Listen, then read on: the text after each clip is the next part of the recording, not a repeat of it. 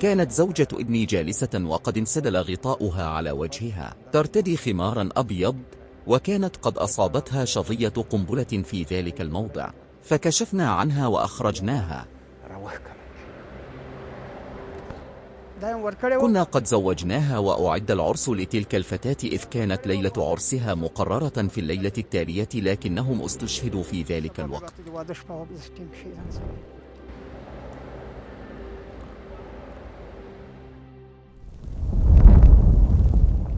تصوير الاحتلال.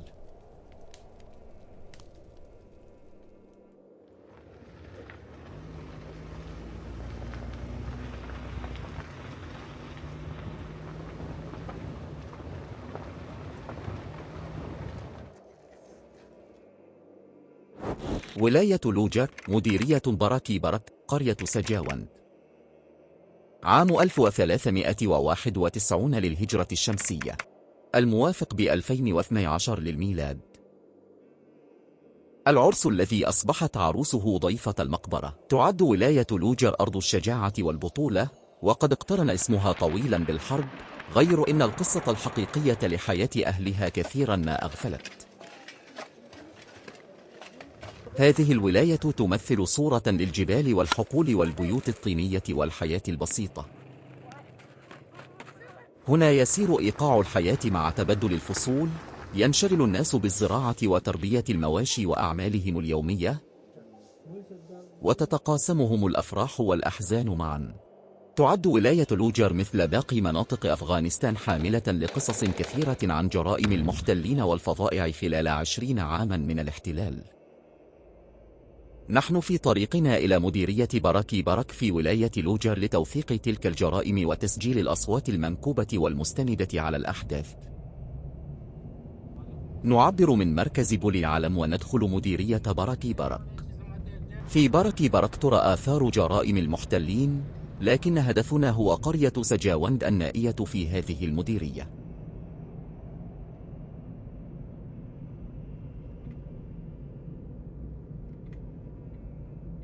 تقع سجاوند جنوب غرب براكي برك، وهي قرية تضم بيوتا طينية جميلة ووديانا رائعة. يجب أن نسير حوالي 40 دقيقة على طريق وعرة لنصل إلى سجاوند. في سجاوند نتجه أولا نحو بيت عبد القيوم آخوندزادة، البيت الذي كان يقام فيه العرس في شهر جوزة من عام 1391 للهجرة الشمسية، ولكن قبل بدء العرس استشهدت فيه جميع أفراد العائلة.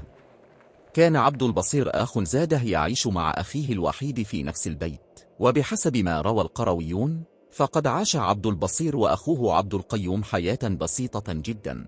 في هذا المنزل كانت تجري الاستعدادات لحفل عرس ابنة عبد البصير. هذه هي قصة عن أخوين، أحدهما عبد البصير آخوندزادة والآخر عبد القيوم آخوندزادة. كان لكل منهما غرفة منفصلة، لكنهما كانا يعيشان في نفس القلعة. نحن أبناء عمهم، وفي تلك الأيام والليالي كانت لديهم ابنة خطبت لمحمد نبي، وكان هناك العرس. حضر الأقارب والأصدقاء، وكان هدفهم المشاركة في العرس. بعد يومين أو 3 كان من المقرر أن يبدأ العرس. في مساء ذلك اليوم حوالي الساعة 11 كان هناك كلب مربوط هناك. صاح الكلب بصوت عال جدا، وفجأة أطلقت طلقة مثل الرصاص. كنت في المنزل حينها، فانطلق الكلب وكان السلسلة التي تربطه متينة. وصل الكلب إلى المكان الذي كانت السيارة متوقفة فيه، وحدث هناك صوت فرقعة واصطدام. كانت تلك الغرفة غرفة الضيف، وضربتها الطائرة بصاروخ، ولكننا كنا داخلها فانتشرت الغبار وجلس على بيتنا. لم نستطع الخروج، وكانت الطائرات تحوم فوق رؤوسنا. نحن نحرس الماشية، البقر والماعز والأغنام، وكانت هذه الحيوانات مضطربة ولا تستقر في الإسطبل. استمر الصوت والارتطام حتى حوالي الساعة 1:30، فكانت الطائرات تقصف من كل جانب من هنا وهناك، ولم نكن نفهم ماذا يحدث. وعندما جاء وقت الصباح غادر الأمريكيون المكان، فخرجت من البيت ولم يكن أحد قريبا. ركضت إلى الباب وكانت قد سقطت إحدى درجات البوابة بينما بقيت الأخرى قائمة، فتسللت داخله. عندما دخلت من البوابة كانت آثار الأقدام موجودة. توجهت مباشرة إلى الغرف، وهناك وجدت مصاحف مبعثرة على الرفوف وعلى الأرض. كانت الكتب الأخرى مبعثرة أيضا، وكان هؤلاء الناس مولويين وفقراء.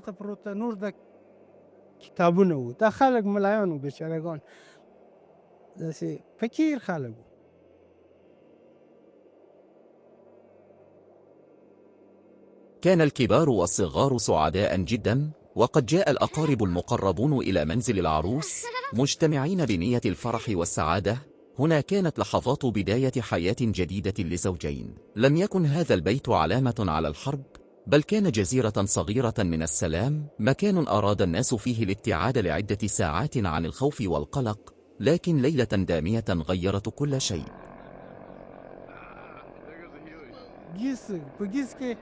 حل الصباح، ومع بزوغ الفجر كانت منطقتنا التي تضم قرابة 1000 بيت قد امتلأت بالناس صغارا وكبارا، إذ خرج الجميع مسرعين نحو المكان. حملوا المجرفات بأيديهم، فكان الشهداء تحت الأنقاض بعدما انهارت الجدران وسقطت عليهم. لم ينجو سوى امرأتين كانتا تحت الركام، وقد غمرتهما الحجارة والتراب، لكن الله سبحانه وتعالى كتب لهما الحياة. أما البقية فقد قضوا جميعا. كان بينهم أطفال صغار، وقلوبهم وأكبادهم ممزقة تحت الأنقاض.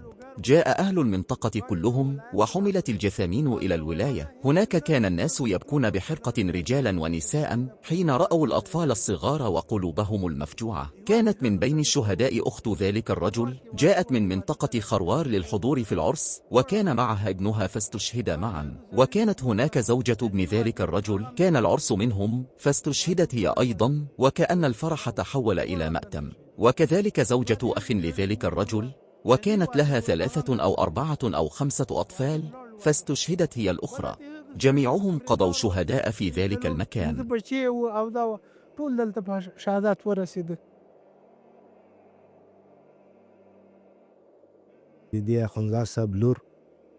كانت ابنة أخنزادة مخطوبة لابني، وقد مضى على الخطوبة نحو 1.5 سنة، ثم تقرر أن يتم الزواج قريبا. أخبرت ابني أن يستعد للحضور، وهيأنا جميع مستلزمات الزواج من ثياب جديدة وكل ما يلزم الزواج، خيرا كان أم غير ذلك. كنا قد أعددنا كل شيء، وكنا سنطلب منه أن يأتي إلى هنا ليتم الزواج، لكن هذه الحادثة وقعت على يد الأمريكيين، فتوقف كل شيء، وضاع منا عرس الابن، وضاعت فرحتنا واستعداداتنا. وكان ابني في إيران. حين وصلت إلى المكان وجدت جمعا غفيرا من الناس قد تجمعوا، فألقيت سترتي وردائي وبدأت أبحث قائلا: أين خطيبة ابني؟ ثم بدأت أفتش بهدوء. رأيتها هناك جالسة، وقد انسدل غطاؤها على وجهها، ترتدي خمارا أبيض، وكانت قد أصابتها شظية قنبلة في ذلك الموضع، فكشفنا عنها وأخرجناها من تحت التراب. لكن قلبي لم يهدأ، وشعرت بضعف شديد يعتصرني. ثم جاء شخص آخر فلفها ببطانية، وكانت هناك امرأة أخرى، أخت أخنزادة، وقد كان طفل صغير أصابه بصدره، كان صبيا في 5 أو 6 من عمره، فاستشهد معا، فأخرجناه هو أيضا من تحت الأنقاض.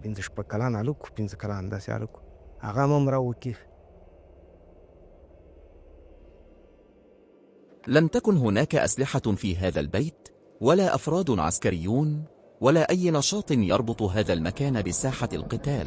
كان بيتا مدنيا مليئا بحضور المدنيين، أناس كان ينبغي أن يكونوا آمنين من منظور الإنسانية.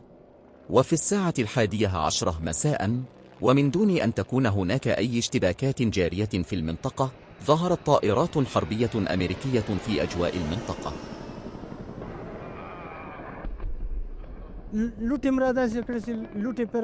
كانت الكتل الطينية قد انهارت وسقطت على الأولاد والنساء الذين كانوا تحتها. وكان الملا عبد القيوم شقيق عبد البصير هناك أيضا. وفي ذلك المكان كانت غرفة التنور، وبجوارها مخزن صغير أو زاوية تحفظ فيها الأشياء.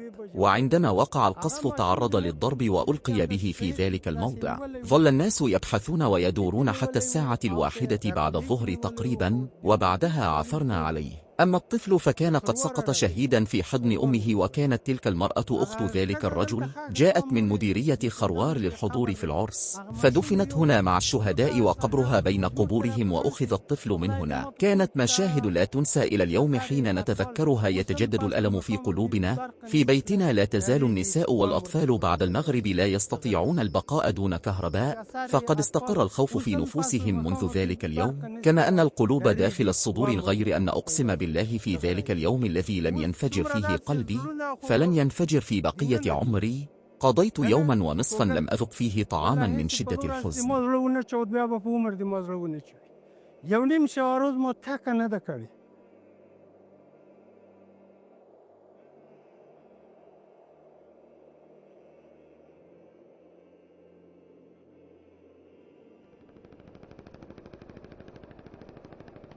لم تكن هذه الطائرات غريبة على القرويين، فقد اعتاد الناس على سماع صوت الطائرات خلال سنوات الحرب، لكن لم يكن أحد يتوقع أن يستهدف بيت العرس. وفي غضون لحظات قليلة تغير كل شيء.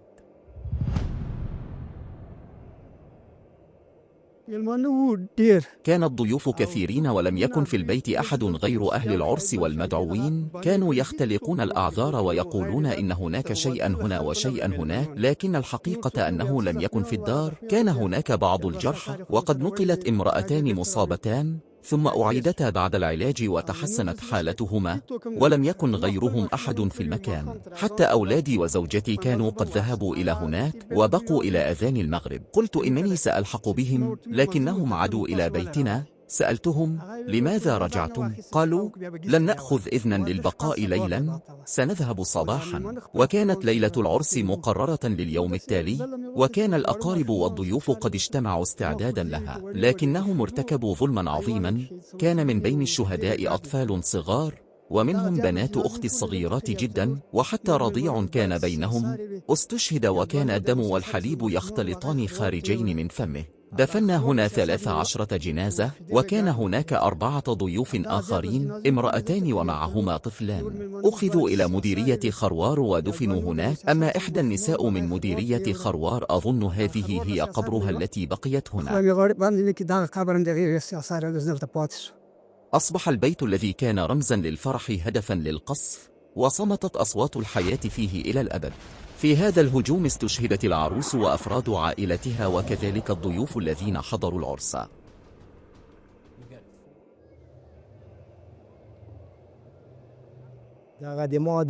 كانت هي زوجة صهري، وأمها لا تزال على قيد الحياة. تروي في بداية حديثها أن الأمريكيين صعدوا إلى سطح المنزل. حينها اقترب صهري عبد البصير آخ زاده إلى النافذة ليرى ما الذي يحدث، فقال: ما هذا الضوء؟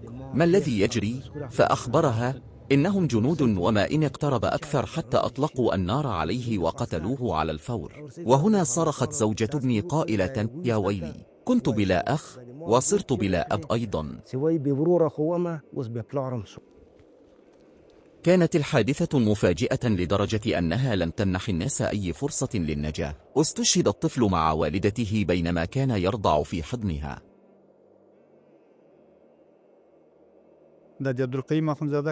كانت هذه زوجة عبد القيوم آخنزاده، وكانت أخت زوجة أخي أيضا. في تلك الليلة بدأت القوات التحالفية بالقصف هنا، فاستشهدت امرأة من عائلتنا وهي زوجة أخي، و2 من بنات أخي وابن أخي. ففي هذه الحادثة استشهد 4 من أفراد عائلتنا في هذا المكان، وكان هناك العديد من الأشخاص الآخرين بما فيهم من حضروا العرس، فجميعهم استشهدوا. أما طفلنا الصغير فكان في حضن والدته، كان ملقاة بصدرها واستشهد هناك وقد غطي بالتراب، وكان السجاد قد ارتفع فوقه، وعندما رفعنا السجاد وجدناه قد استشهد بالفعل. على كل حال، الله تعالى هو الذي رأى تلك الحالة، وما زال اليوم شاهدا على حالنا. كل ما حصل وحدث كان مشيئة الله، ونحن راضون برضاه. عندما جاء الناس لرؤية الشهداء ووقعت أعينهم عليهم، فقد فقد الجميع السيطرة على أنفسهم، ولم يكن لأحد القدرة على التصرف في مواجهة هذا المشهد. وعندما رأوا الأطفال الصغار أصبح الجميع في حالة من الصدمة الشديدة، فقد الجميع السيطرة على أنفسهم. لم يكن هذا مجرد تدمير منزل، بل كان نهاية حياة البشر. لم تكن ضحايا هذا الهجوم أرقاما فقط، كانوا أطفالا لم يتعلموا معنى الحياة بعد، ونساء كن عماد البيت، وشيوخا حملوا تاريخ القرية معهم.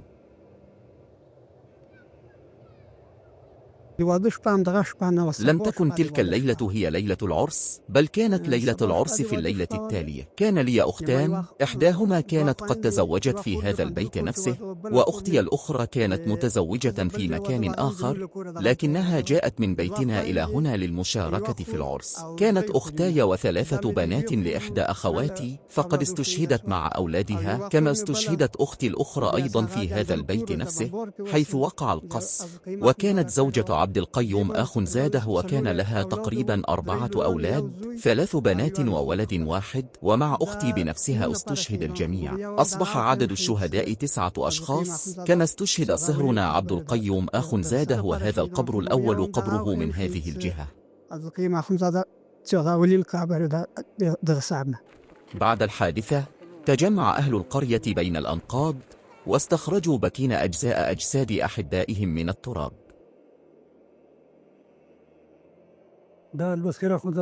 كان عبد البصير أخنزاده وعبد القيوم أخنزاده ابني عمي، وكانت لي أخت متزوجة في مديرية خروار، جاءت من خروار إلى بيتي ومكثت عندي ليلتين، وفي الليلة الثالثة جاء ابن عمي عبد البصير أخنزاده وقال لها: لدي ضيوف في بيتي وأنت أيضا ضيفي فتعالي معي. فذهبت أختي معه إلى بيت ابن عمي وبقيت هناك، وعندما وصلت كانت ما تزال هناك، أما أنا فلم أكن في البيت.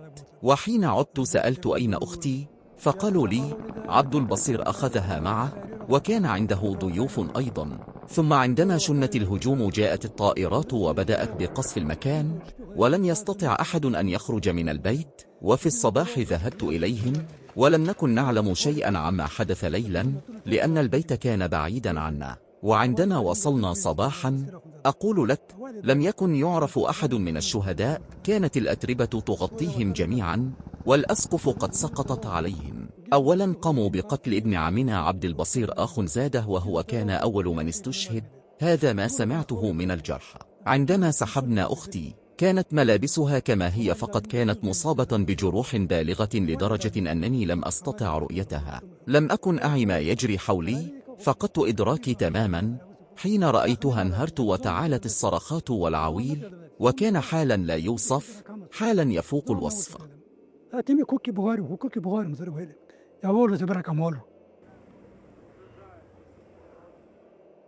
يعد الزواج من أهم مراحل الحياة، وتكون ذكرياته الحلوة أملا للمستقبل، ولكن هنا بالنسبة لهذا العريس الذي استشهدت عروسه في قصف شنته قوى الاحتلال، فقد تحول ذلك إلى أقصى لحظة في حياته. جاءت زوجتي معي، وكانت تنثر التراب على رأسها وهي تبكي وتقول: كنت أستعد لعرس ابني، لكن هذه الكارثة وقعت. وعندما بلغ الخبر إلى ابني وهو كان في إيران، فلم يستطع أن يواصل عمله هناك، فعاد فورا إلى هنا. وعندما وصل أخذ يبكي وينتحب ويقول: كنتم تخططون لعرسي، ولكن وقعت بنا هذه الكارثة. كانت أسئلتهم عن العالم بسيطة لكنها ثقيلة على القلب. لماذا استهدف هذا البيت؟ ما هي جريمتهم؟ وفقا للقانون الإنساني الدولي الرمزي الذي تشكل اتفاقيات جنيف جزءا أساسيا منه، يجب حماية المدنيين من الهجمات المباشرة في الحروب. وتؤكد هذه القوانين أن القوة العسكرية يجب أن تلتزم بمبادئ التمييز والتناسب والضرورة العسكرية. يجب ألا تستهدف الأفراد المدنيون والمؤسسات المدنية، وإذا حدث ذلك يعتبر هذا خرقا للقانون الدولي. في قضية العرس في مديرية سجاوند يبقى السؤال قائما: على أي أساس قانوني تم هذا الهجوم؟ يتضح من ذلك أن العالم الغربي لأغراضه المشؤومة فقط يبني تحت أسماء مختلفة مؤسسات رمزية، وهذه المؤسسات لا تقوم أبدا بالتحقيق أو دراسة الفظائع والجرائم التي ارتكبتها القوات الغربية في أفغانستان وبقية العالم الإسلامي. لم يعد هذا الفيلم الوثائقي لنشر الكراهية ولا لدعوة للانتقام، بل أعد لتوضيح الحقيقة وكشف وجوه المحتلين الكاذبة والادعاءات الزائفة. في هذا الفيلم الوثائقي قمنا بتسجيل الأصوات التي لم تسمع حتى الآن، وأعدنا طرح الأسئلة التي ظلت بلا إجابة لسنوات. بعض الأعراس تبقى في الصور والفيديوهات والفرح، لكن عرس سجاوند سجل في القبور، وهذا هو الحقيقة التي لا تنسى ولا تمحى من التاريخ. هذا العرس لم يكن مجرد حزن لعائلة واحدة، بل يمثل ألم شعب بأكملها لم يسمع من قبل.